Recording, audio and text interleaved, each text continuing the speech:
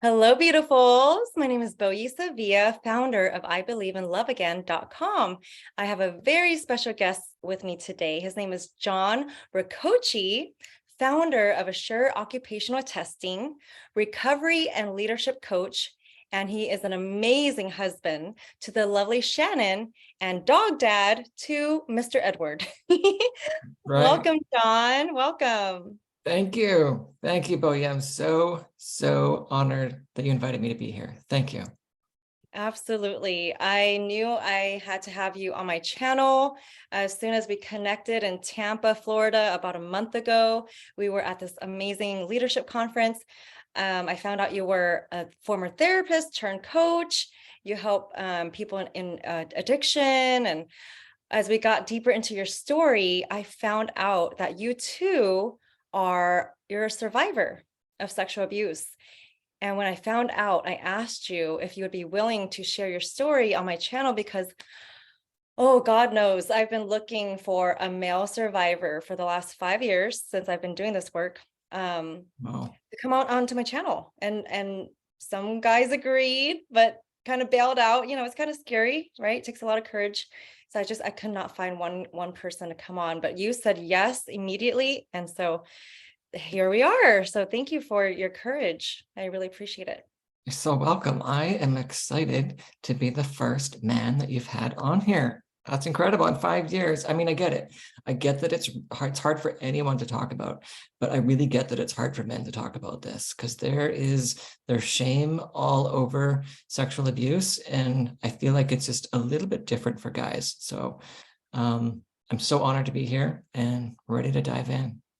Yay. Thank you, John. So I've got a couple questions listed here so I don't forget. So let's see. In question number 1, if you can just tell me a little bit about how your life looks now. Just give my audience like an overview of what it looks like to be in John's world. It's a good world. So what it looks like is, so I'm the founder of Assure Occupational Testing. So what that company is occupational health. We do a lot of drug testing, a lot of oil and trucking companies around where I am. So we make sure workers are ready to go to work. And so I've had that for over 13 years. And about a year and a half ago, I worked myself out of my office. I handed it over to an operations manager, and now my office is at home. So, and at that time, I went back because, I was got my master's in marriage and family counseling. I did that work for a long time, and then I stepped away from it, and now I'm back and doing a lot of work in helping loved ones of addicts set themselves and their families free from addiction. So I've done a lot of work, got a lot of experience with inpatient, outpatient addiction counseling. So I'm back doing that. I love that work. Addiction is a part of my story.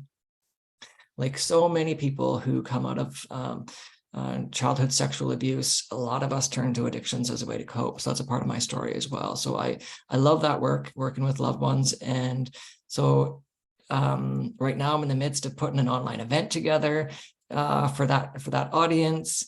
And I live in Saskatchewan, I live in Alberta. My business is in Saskatchewan up in Canada. And right now it is bloody cold up here. So right now it's a lot of shoveling and staying inside, but life's good. So that's a bit about me. Awesome. I love it. I love it. My dear Canadian friend, I love it. I'm going to look for your accent. I haven't heard it yet, but wow. So that's amazing. And when you say you really help a lot of loved ones of addicts, what do you mean by loved ones? So I mean spouses, I mean parents. So addiction doesn't just impact the addicted person. Everyone around them is affected. So who I work with is, I've got a parent recovery group, I've got spouse recovery groups. So typically most of the parents that come to me for support are parents of adult children who are alcoholics, addicts. So their kids are 20, 30, 40 years old, still struggling with addiction, and parents want to know, how do I best help them? What I'm doing is not helping. And spouses say the same. I want to help them get clean and sober, but what I'm doing isn't working and we're all going crazy. So can you give us some support? So that's what I mean. But I mean, work with grandparents, with siblings, anyone who loves someone and you watch them suffer from addiction and you don't know how to help them. I give you a clear plan how to help them. My gosh, beautiful work. Thank you so much for doing that for these Hmm, loved ones and survivors. And you mentioned earlier addiction is part of your story. Being abused is a part of your story. yeah, I don't know what eloquent way to jump into that, but however God leads you, would you be willing to just kind of share with my audience what did that look like for you, your past, those painful moments? for sure. So what it looked like was I started being abused when I'm guessing around 7 years old. I'm sure like a lot of people can identify with, like things can kind of be a blur as a kid, and especially when you're dealing with stuff like when you're throwing trauma in there, like abuse, it really just kind of messes with memories and messes with all that stuff. So I think it was around 7 till I was about 10 years old. So it was an older guy that started abusing me. And yeah, I went on for quite a while and nobody knew about it. I didn't talk about it until I was 21. So I kept it inside for so long. And so looking back, thinking like, why did I keep it inside? Like I knew at the time, I knew it was bad. We were doing stuff that we shouldn't be doing. And it was understood, we don't talk about this. And I'm gonna, like, this is bad. I'm doing bad stuff. So I'm a bad kid. So I certainly don't want to talk about it. So what that, like kind of how I coped with that, looking back, like I was a straight A student. I was the good kid. I didn't step a foot out of line. I was really easy kid to parent. I obeyed all the rules. I was the teacher's pet. Yeah, honor roll, all the things. I was going to be a doctor. And everyone knew growing up, John's going to go to medical school and be a doctor. And then I went off to university and I started taking all pre-med classes. And I went to university away from, mom and dad and living on my own. And I totally started doing all the things that I wanted to do. And now that I'm on my own, I can do it. I was drinking, I was partying, I was just not holding back. I went through a period where I had a lot of partners and was just looking for, who the heck am I? I don't know. I'm trying to figure out who I am, and I really don't like who I am. And I had when I think about my past, it was like this, I think so much of it was living a double life. There was public persona John, who, had everything all together. I was totally a perfectionist in how I presented myself in my work, in school, and then behind the scenes, just doing stuff that nobody knew. I was just acting out and trying to feel okay in so many ways that were just ripping me apart. So when I think about like what was life like in the past, it was hypocritical, it was two-faced, it was keeping secrets, it was, I have to be this version of John in order to be accepted. If people really knew, they would not like what they saw, or what they saw. And like I said, it wasn't until I was 21 when I first spoke about it. But leading up to actually speaking about it was, like I said, I went off to university.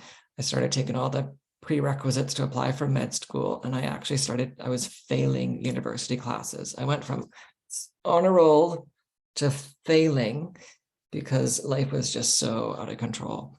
So I ended up getting actually quite depressed in my second year of university.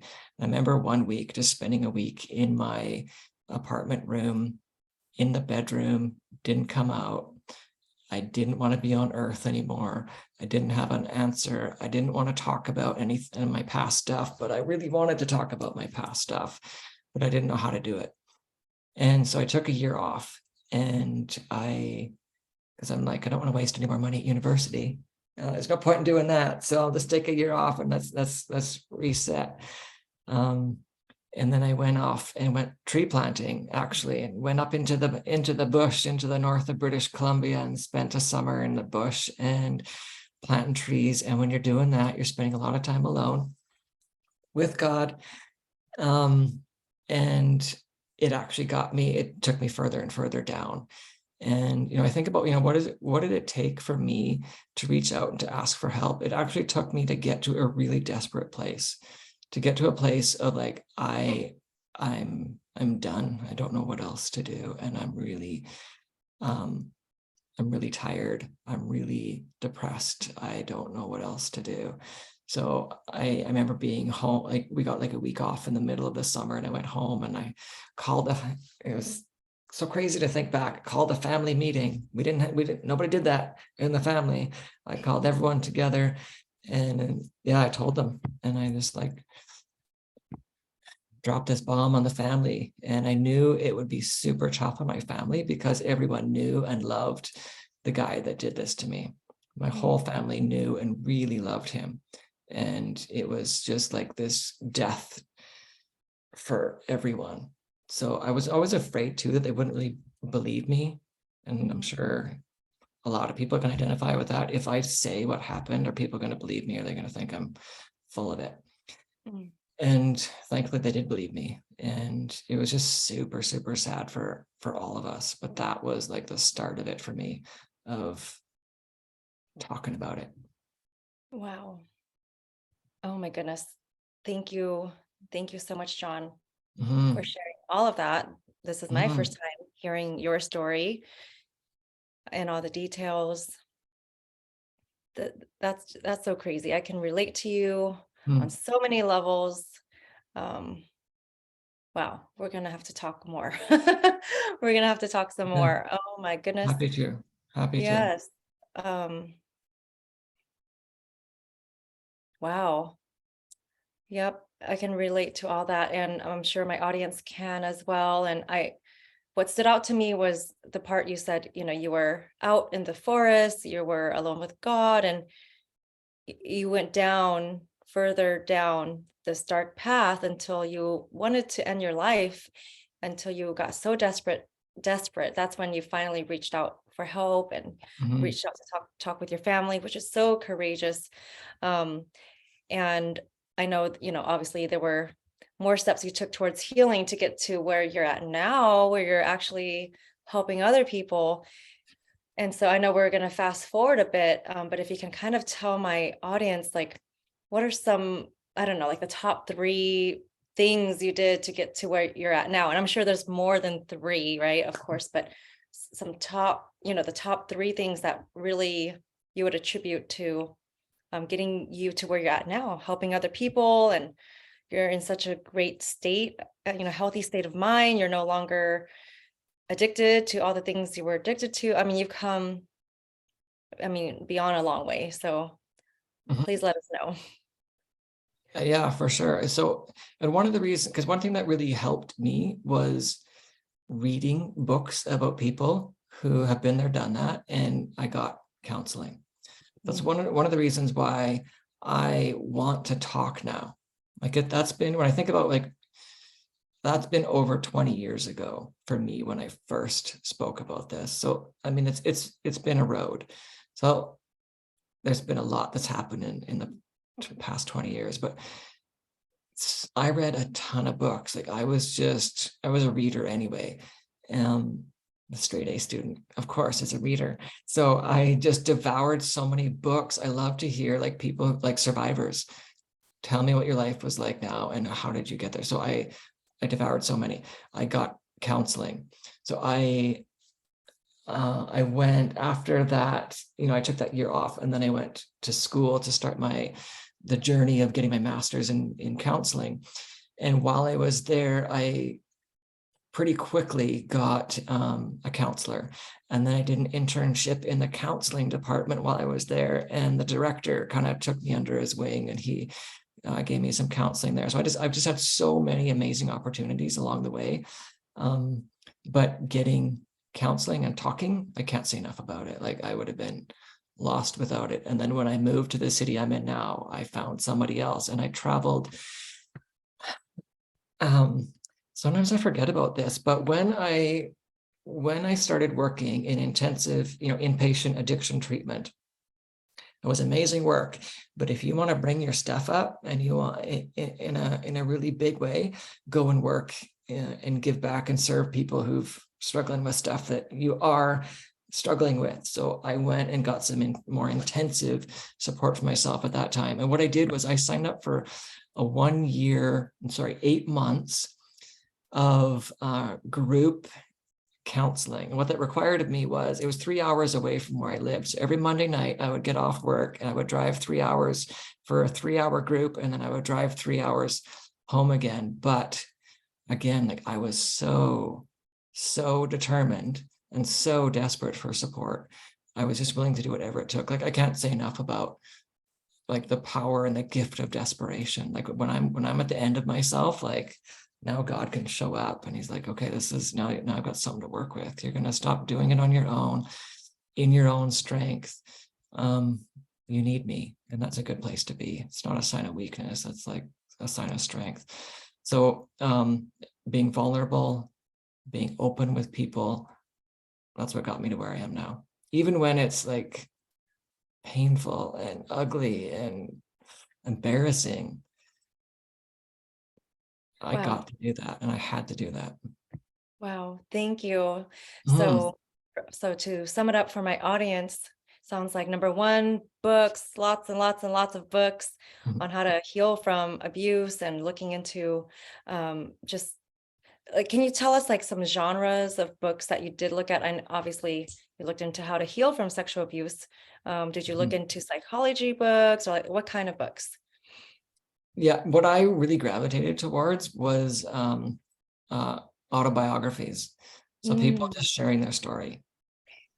So someone like you, someone like me, just sharing, here's what I went through, and here's what got me through, and here's what continues to get me through.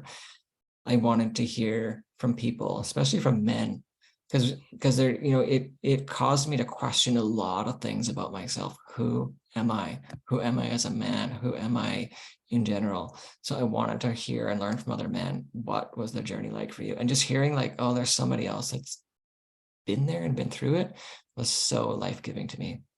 Oh, gotcha. So you would go on Google and type in male survivors of sexual abuse, autobiographies. I wish. I feel like this is before the days of going to Amazon. I would go to bookstores. Oh, wow. Right. That's right. Yeah. Back in the, when I started my channel, like not that long ago, really, like 6 years ago, there were hardly any YouTube videos on how to heal from sexual abuse, like hardly any. And now there's, gosh, probably tens of thousands, hundreds of thousands of videos. But back then it was a taboo subject. Totally. And there wasn't a ton. Yeah. So yeah, I found there's lots of psychological books, like theory and intellectual stuff. And it's good, but I really wanted to hear stories. That's really what worked for me. Oh, very nice. Thanks for sharing that. So number one, lots of books, especially autobiographies by survivors. Number two, it sounds like lots of counseling, right? Lots and lots of counseling, and even addiction treatment programs. Like you went and invested into going there and not being ashamed of that. You just did what you had to do. And with the counselors that you hired, what kind of counselors did you have? What kind of therapists were they, like trauma specialists, or can you tell us a little bit more about what type of therapists? So what I wanted at the time was I wanted a man, and I wanted them to, I'm a Christian, so I wanted them to share the same faith as I am. And I wanted them to have some understanding of abuse. And that was kind of all I was after. And I vetted them though. I didn't just kind of sign up and go to anyone. I checked them out. I wanted to know who they were, what they were about. I also wanted an older guy. So I wanted someone who had like 10 years on me. Like I wanted someone who's and not just the years, but the time in recovery. You're not just a year into this process and now you're helping others. I wanted someone who's got some experience and wisdom. Absolutely. And do you remember about how many therapists you worked with? Approximately. 1, 2, 3 over the course of the years. Yeah. Wonderful. And of those 3 you found, like how many did you interview, research, would you say, before you got to those 3? It's a good question. they were all pretty spaced out, but in the first one, maybe I researched maybe 3, and the second one probably about the same actually. And then the Okay, third that I'm thinking of, he was the director of the counseling center. So I had already known him and got to know him just from being around school. gotcha. I just Mhm. wanted my audience to hear that because I'm just the same as you. Like if I'm looking for an expert, a counselor, therapist, a coach, I would do lots of research. I mean, I actually would call dozens, dozens and dozens of therapists Yeah. and get them on the phone and kind of just see if I feel comfortable with them. And so I love that you did that as well. And sounds like you got some real good therapists who got to Mhm. help you. And the last step you said, not step, but the last thing you said that really helped you was just becoming so vulnerable, asking the questions, getting help, surrendering to God, realizing it's not a weakness at all to say, you know what, I need help. Am I wording that right? Like Oh yeah. this was mightily important in your recovery to completely surrender and admit that, you know what, I've got some issues, I've got some addictions, I've got pain, trauma, I need help. Mhm. Yeah, that was massive. And I didn't go and post it on social media for the world to see. But what was important was I opened up and got vulnerable with the people that were important in my life, with my immediate family, with my close friends. I got to let them in. And that was so scary. Like I can't tell you, like as a man, to open up to my male friends about Mm, this. And about, it's not just about the abuse, it's about all the other stuff that comes because of it.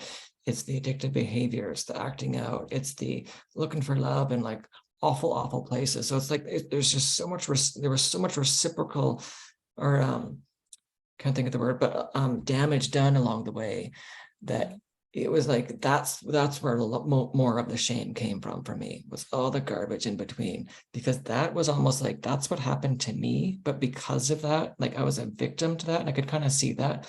But then because of that, I went and did all this, like I kind of self-inflicted all this, and that was where the heavier shame was. So that was so one of the best gifts I gave myself was to be brave and open up to my close guy friends and be like, here's my garbage.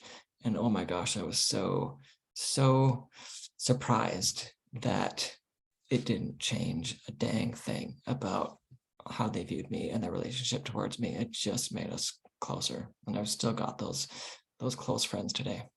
wow, amen. Oh, that's Mm. so beautiful.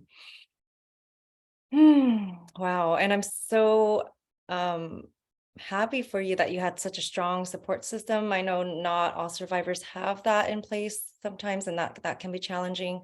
Mhm. Um, and we'll get to that, you know, if they don't have that support system, you know, perhaps they can reach out to you, another, Absolutely. you know, or me, you, me, and our network. But before we get into that, I know you mentioned some of the addictions that you had in the past. Would you be willing to just touch on, you know, just some of the main ones you had in case our audience can relate to you, if you're comfortable, like Mhm. just kind of list them, you know, and yeah, and that's very vulnerable. And if you want me to go first, I'm happy to, unless you're comfortable to Yeah, just. no, no problem. No, I'm happy to share, because and again, like this is, I share because I know I'm not the only one, and we get to be vulnerable, and we get to call one another forward, and we don't heal unless we come out of the shadows and talk about the stuff that's so hard to talk about. And the more we do it, the easier it gets. So yeah, for me, like I mentioned, like it was just looking for love in so many wrong places. So it was sexual addiction for me. So for a long time, it was pornography, it was relationships, it was um, just one after another, and living a life that so many people had no idea, had no Mm, idea. wow, thank you so much for your vulnerability. Yeah, you bet. I really appreciate that. Yes. I'm going to take a breath and go back to my list of questions. Oh, Mhm. this is so, I feel so honored you're sharing this with my audience. Thank you. You're so So, welcome. yes. So if there are any male survivors out there watching this and it would like some support from you specifically, what's the best way for them to contact you? And I can put your links below. Mhm. Yeah, you bet. So probably the easiest is my Facebook page, Brilliant Strategies. So Brilliant Strategies is the name of my coaching company. So search that in Facebook. I would love to connect with any male survivors. I would be so honored to coach you. Oh, thank you. Wow. Thank you. Thank you. I'll provide those links in the description below.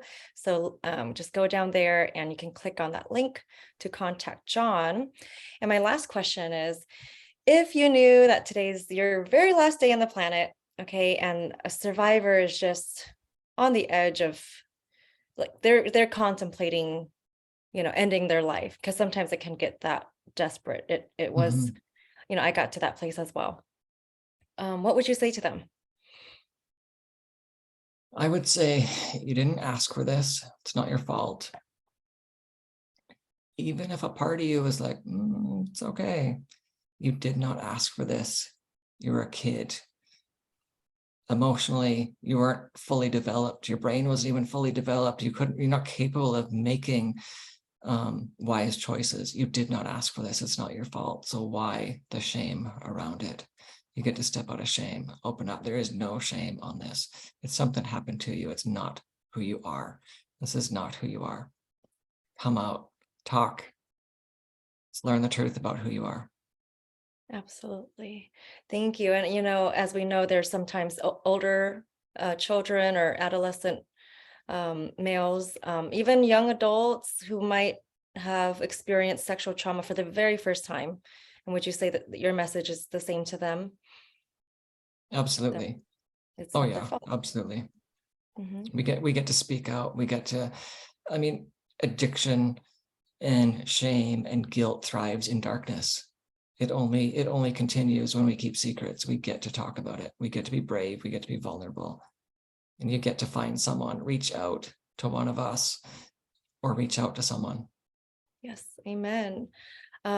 And this just popped into my head because I know there's some survivors out there too who they have gotten past that desperation place and they've done a lot of work. They've gone Mhm. to counselors, coaches, and they're um, they're in a pretty good place now, but now they've kind of plateaued, right? So Yeah. they're not, suicidal or anything like that anymore. They've got, they've gotten a lot of help, but they're kind of stuck. Like they want to live their dreams to the fullest. Yeah. What would you say to that audience of survivors? I love it because there's so much more. I remember being at that place and I remember talking to a therapist about it and wanting to be married and date. And I remember asking him all these questions. I'm like, what if this happens? And if I date, and what about this? And what about this? And he's finally like, John, I can't answer these questions. You just need to start dating someone. You can't, you'll never learn this until you just jump in and experience it. And I'm like, oh, I don't, that's not the answer I want. But I did it. And I'm over 6 years married today. And I never thought that this would be a reality for me. So, yeah, as you say that, I'm thinking of someone that's plateaued. For me, what's taken me to kind of the next level was leadership. So diving deeper into leadership. And that's why I love doing leadership coaching. To me, that's kind of the next level. You get to just really confront what's holding you back from going after your vision, after your calling. I believe every one of us has a calling of God in our lives. And it's our privilege and our honor to discover what that is and then to step into that and to live it out. So I love doing leadership coaching with people and determining what's your vision. Everyone's got a vision. What are we after? And then what's stopping you? And let's bust through all that stuff. Amen. Wow. Oh, I just want to ask you a million more questions. So we're going to have to do this again. And for my audience, Yeah, if you have any amen. specific questions for John or myself, please put them in the comments below and we'll read them and we'll make another video for all of you. Wow, I just feel so grateful, so honored that you came on and did this. I was kind of not sure if it would happen or not, just because I've had so many people say that they would, and then then they don't, which is fine. It's very scary to do this. But for you, I know it's not even scary. You're more than happy to share. And so I'm very grateful. My audience, I'm sure they're grateful. And yes, so we'll put that link below for all of you. Thank you, John, for your time, your energy, your heart. God bless you. And we're going to have to talk again soon. You're so welcome. Thank you. I'm honored. Honored to be here. Oh, yeah. Thanks for being here. And I'll talk with you all later, beautifuls. God bless and take care of yourself. Bye. See y'all.